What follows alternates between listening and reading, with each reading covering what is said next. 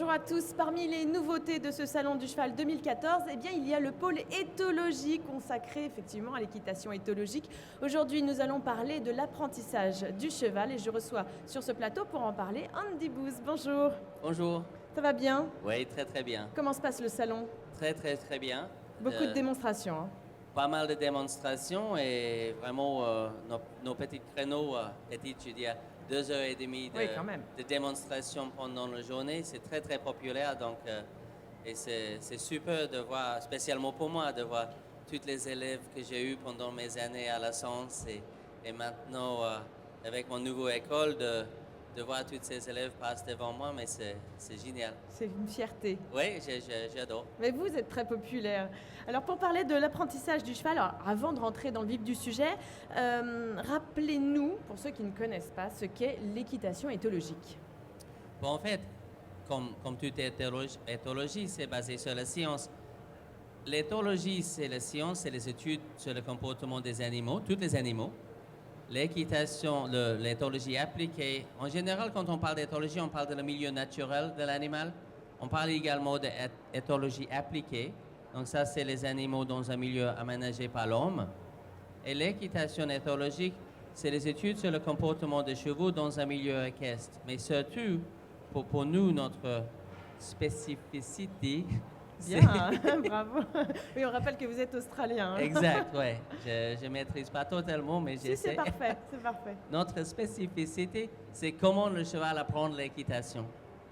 Et ça semble peut-être un petit peu évident, mais surtout pour le cheval, c'est pas si évident que ça. Alors l'apprentissage entre le cheval et l'homme, finalement, c'est le même ou pas? C'est pas exactement la même chose, non. Et c'est important de séparer les deux. Parfois, on est dans une époque où il y a beaucoup d'anthropomorphisme. On imagine que les animaux sont les humains, mais le cheval, c'est vraiment différent. On parle juste de la capacité cognitive, ou parfois on utilise le mot intelligence, mais le cheval, il y a une partie reptilienne dans le cerveau, une partie limbique, mais au niveau de néocortex, au cortex frontal, c'est vraiment pas comme nous. Il n'a pas la capacité de raisonner comme nous. D'accord, Et le raisonnement. Oui, le raisonnement comme le nôtre n'existe pas chez le cheval. Et il faut qu'on évite de lui donner cette capacité-là, parce que sinon, avec cette mauvaise interprétation, on peut faire de sacrées erreurs. D'accord, du coup, ça voudrait dire que les cavaliers humanisent trop les chevaux? Oui, parfois, et on imagine qu'il pouvait planifier un petit peu, qu'il aurait dû savoir, mais il ne peut pas. D'accord. J'utilise souvent une histoire un petit peu pipi-caca, mais Allons-y, mais- lancez-vous. oui.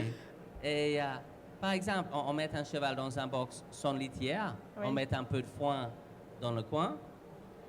Le cheval, quand il a besoin de faire pipi, il veut faire pipi dans le foin. D'accord. Mais il est incapable, dans ce moment-là, il veut bien éviter les éclaboussures sur ses jambes. D'accord. C'est pour ça qu'il le fait. Mais il est incapable, dans ce moment-là, de dire « Mais si si je fais pipi dans le foin, je ne peux pas manger cette foin plus tard. » D'accord. Oui, Donc, il ne donc ils raisonne vivent pas. dans un moment, mais il n'y a aucune projection dans le futur. D'accord. D'où cette capacité, ou plutôt cette incapacité de raisonnement. Incapacité de raisonnement, il y a quand même un apprentissage, mais ce n'est pas un apprentissage raisonné, c'est plus un apprentissage associatif. D'accord. De quelle manière est-ce que le cheval apprend? Bah, il apprend par association, il fait deux types d'associations. Des associations attractives, j'aime ça, j'aime pas ça. Des associations aversives, j'aime pas ça. Oui. Et parfois, on imagine par exemple le cheval, le brouette qui met le foin dans les écuries. Le Oui. cheval, il voit ça et dit « Ah, ça c'est bien. » Ça j'aime bien parce qu'on va me donner à manger. Bah voilà. D'accord. Et Donc là, par il fait exemple, l'association de... oui, j'aime ça. D'accord. Mais par exemple, on met un petit peu l'alcool désinfectant sur un coton avant qu'on lui donne une piqûre. Et là, bientôt, il fait une association avec tout son monde sensoriel. D'accord. Donc, avec les odeurs, avec visuel, avec le bruit. Et il dit, ah bah ça, cette odeur-là, ça va mal se passer, ça va me faire mal. D'accord, ça va me piquer. Oui, ça va me piquer. Et les associations, il fait avec tout son monde sensoriel et ils mettent dans une catégorie, j'aime ça, j'aime pas ça. Et on peut utiliser la capacité associative attractive, même avec le tondeuse, les choses comme ça. Quand tu entends le tondeuse, ça va très bien se passer. Quelques bonbons. Le tondeuse, c'est bien. Mais si par contre on attaque avec la tondeuse et après on commence à punir le cheval parce qu'il bouge et tout ça, après l'association peut être très aversive. D'accord. Du coup, il prend ça, c'est désagréable, il se fait punir. Oui, quand donc- j'entends le tondeuse, ça va mal se passer. Donc c'est pareil avec un chargement dans le vent. Si on utilise beaucoup de pression, commence à frapper le cheval et tout ça, je dis, ok, le vent c'est mauvais. Et même dans notre équitation, il peut faire une association aversive par rapport des obstacles. Un cheval Ouais. de CSO, il s'arrête face à l'obstacle et on va dire, ah non, il fallait pas arrêter, donc je le punir. D'accord. Et là, il va dire, ok, quand je vois un obstacle, ça va mal se passer. On me tape. Voilà, voilà, D'accord. Et il ne se dit pas, c'est parce que je m'arrête voilà. qu'on me tape. Lui, il ne fait pas ce raisonnement-là. Oui, parce qu'en fait, le cheval ne peut pas séparer correct, incorrect et bien et mauvaise. Pas comme nous. Nous, on a ces notions-là, on sait qu'est-ce que c'est bien, on sait qu'est-ce que c'est mal. Oui, puis on a le langage aussi. Bah oui. On explique avec Oui, des on mots. a un sacré cortex frontal. Et heureusement, pour nous, le cheval n'est pas cette cortex frontal. Il faut espérer que ça n'arrive pas, parce que le jour que le cheval peut raisonner, Oui. on est mal. On fera plus jamais d'équitation. On ne c'est peut ça plus débrouiller un cheval. Alors, Non. par exemple, comment on fait pour justement faire ce renforcement positif, négatif par rapport à l'obstacle? Oui, voilà, bah, on utilise ces deux types de renforcement, mais imaginons que mon cheval s'arrête face à l'obstacle au lieu de le frapper, parce que les conséquences associatives peuvent être graves, dans le sens qu'il voit l'obstacle arriver, il va dire, ah, ici, je vais être frappé. Donc, quand le cheval est peur, il va plus vite. D'accord. Ses pieds Sa accélérés. fuite. Bah voilà, c'est la fuite. Donc, il accélère, donc nous, on va tirer sur la bouche, et quoi qu'on fasse, l'obstacle va arriver, et lui, il va dire, ah, ça va mal se passer. Et on entre dans un type de cercle vicieux. Et finalement, le cheval va s'arrêter 10 mètres de l'obstacle, commence à se mettre debout et tout ça. Donc, on est beaucoup mieux de juste, il s'arrête, c'est pas idéal, reculer et remettre le cheval au boulot, boulot, boulot, boulot. D'accord. Bouge l'arrière-main, bouge les épaules, déplace latéralement. C'est pourquoi? C'est pour qu'il pense à autre chose? Non, c'est juste pour qu'on mette au travail. On met au travail, met au travail, met au travail. L'envie du cheval à ce moment-là, c'est qu'est-ce que je peux faire pour que le travail s'arrête? Et après, on peut même descendre l'obstacle. Le cheval ne va pas savoir, ah, je le fais descendre l'obstacle. Mais travail, travail, travail, saute l'obstacle et le travail s'arrête. Et comme ça, le cheval profite par quelque chose qui s'appelle renforcement négatif. Il enlève le stimulus, il enlève le travail en faisant ce qu'on veut. Donc à ce moment-là, ce que nous on veut devient son objectif également. Mais souvent, le problème, c'est que le cavalier, il a ses objectifs, mais ses objectifs ne sont pas du tout partagés par son cheval. Il faut s'adapter finalement à son cheval. Complètement. On ne peut pas demander le cheval d'adapter à nous. Et souvent, on dit, ah oui, mais ce cheval, il est mal adapté. Ce n'est pas vraiment son boulot d'adapter à nous, mais c'est surtout, spécialement dans le 21e siècle, c'est notre travail d'adapter à le comportement de nos chevaux. Et c'est pour ça qu'il faut vraiment qu'on découvre ce comportement, toutes ses capacités et toutes ses incapacités. Et l'utilisation de le renforcement négatif et également le renforcement positif. C'est quoi la différence finalement? Mais en fait, renforcement positif, on ajoute quelque chose agréable en général. Et le renforcement négatif, on peut dire peut-être un renforcement soustractif, on enlève quelque chose. Par exemple, je mets un peu de jambe, le cheval répond, j'enlève les jambes. Je mets un peu de main, le cheval répond, j'enlève la main. Et D'accord. on utilise plus en plus. Il faut maîtriser ce renforcement négatif parce que le cheval, il apprend de bonnes choses par renforcement négatif, mais c'est l'enlèvement d'un D'accord. stimulus. Oui, on le met dans une position plutôt inconfortable Ouais. et on retire l'inconfort. Et du coup, c'est lui qui trouve la réponse tout seul. Voilà, et cet inconfort peut être diminué avec quelque chose de très très subtil. Finalement, par exemple, je mets un peu de main, le cheval il cède, je relâche la main. Mais bientôt, je vais à peine tendre la rêne et le cheval il cède. Donc, ce n'est pas inconfortable à la fin, mais quand on installe le code, ça s'appelle conditionnement. Oui, c'est Cette ça. installation s'appelle conditionnement. Donc, quand je conditionne la réponse, à la base, il faut qu'il trouve, par essai, par erreur, qu'est-ce qu'il peut faire pour que le gène s'arrête. Je mets D'accord. les jambes, il cherche, il cherche, il cherche, il cède. Tout de suite, dans le moment précis, j'enlève le gène. OK, la prochaine fois que j'ai cette stimulus-là, je vais faire ça. Et je peux diminuer le stimulus par conditionnement pavlovien vers quelque chose de très, très subtil. D'accord, oui, effectivement, quand on vous voit de toute façon monter, on n'a pas l'impression que c'est difficile, hein, que c'est juste très subtil. C'est un petit peu l'objectif. Et peut-être, dans ma tête, c'est de là où vient cette métaphore chuchoteur. En fait, c'est comme si on murmurait avec quelqu'un. Avec des vrais mots? Oui, avec les vrais mots, mais les autres ne peuvent pas vraiment entendre ce qu'on est en train de dire. Et avec le cheval, c'est le même objectif, c'est de diminuer les aides vers quelque chose d'imperceptible. Parce que si c'est très très subtil, c'est convient bien le cheval, c'est convient très bien le cavalier également.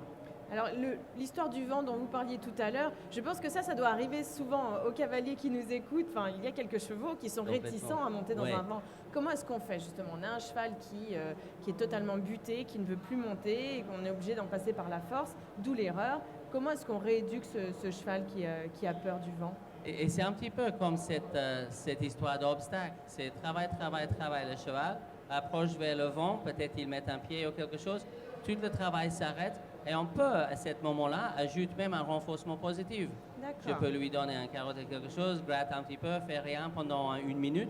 D'accord, ça y est. Après, reculer, boulot, boulot, boulot, boulot, travail, travail, travail, travail, va dans le vent un petit peu, gratte, gratte, carotte. Ça prend un petit peu de temps, mais bientôt le cheval va dire, si je peux aller là, le travail s'arrête et en plus, j'enlève quelque chose d'aversif et en plus, j'ai obtenu quelque chose d'attractif. Et bientôt, le vent peut devenir quelque chose de très attractif. Un petit peu, peut-être ça ressemble pour le cheval néophobe à la base, ça ressemble à un mortuaire, mais ça peut devenir presque un sanctuaire, quelque part où je peux aller pour être confortable. Oui, il trouve la réponse tout seul finalement. Exact.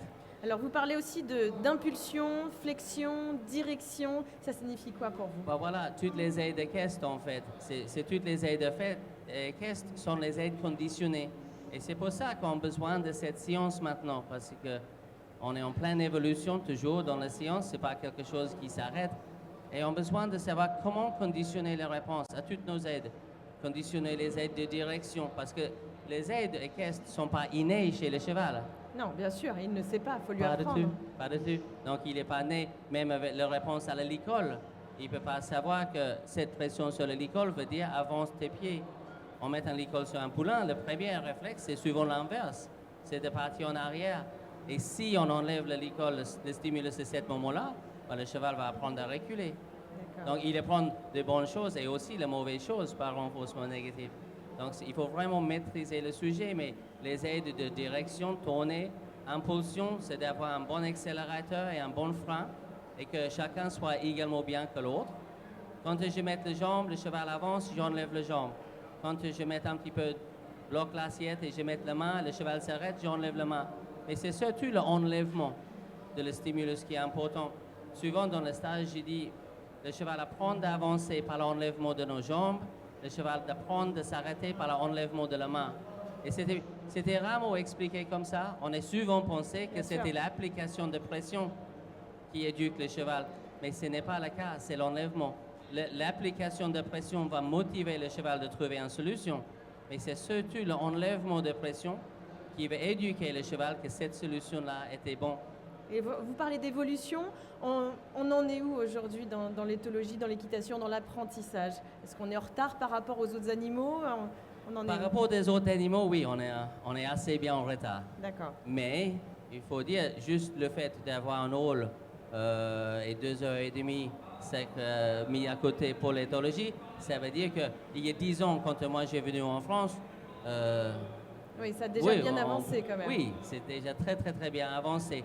Mais comparé aux animaux aquatiques, comparé même avec les éducateurs de canins, de chiens, Les chiens, oui. oui, on est assez en retard par rapport de la mise en place de la théorie d'apprentissage, D'accord. la science de l'apprentissage dans l'équitation.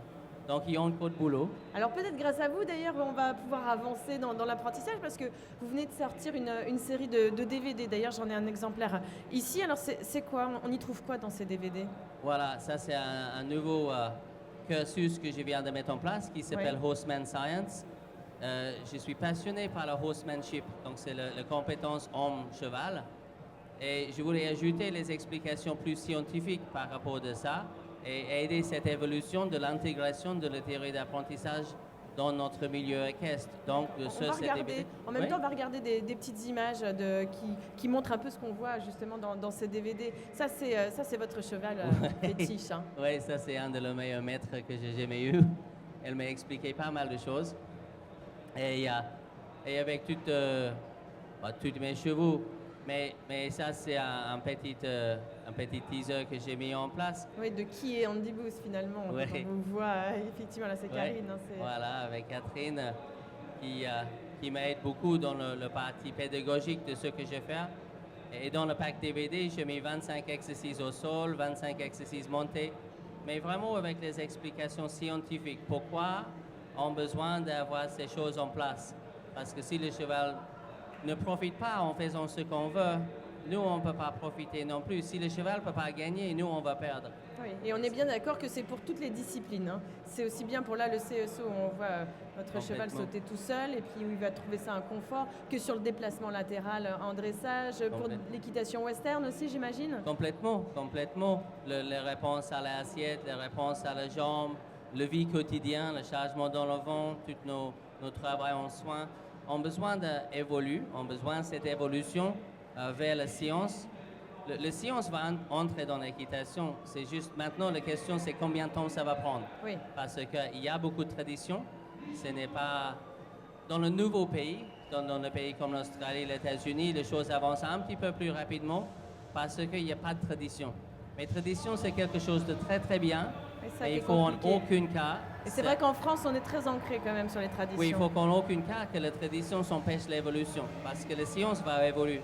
Et on est obligé de garder la vitesse avec cette science. D'accord. Ben, où est-ce qu'on peut trouver ce DVD? On peut trouver ce DVD ici, au Salon du Cheval, évidemment. J'ai un petit stand dans le hall 4 et également sur notre site internet. D'accord. Donc rappelez-nous l'adresse, andybooth.fr. Voilà. Andybooth.fr, vous pouvez trouver toute l'information sur cette cursus et aussi sur mes écoles que je suis en train de mettre en place partout en France. D'accord, bien merci beaucoup Andy Booth d'être venu nous parler donc de l'apprentissage du cheval. Bonne fin de salon parce qu'il y a encore plein de choses à faire. Hein. Oui, il y a encore le week-end devant nous, donc je pense que ça va être... C'est vraiment un très très bon salon et on est en train de passer un super moment. Bon, et bien nous aussi on a passé un très bon moment ici sur ce plateau télé et nous on se retrouve dans un instant pour découvrir les nouveaux produits des Trophées d'innovation. À très vite.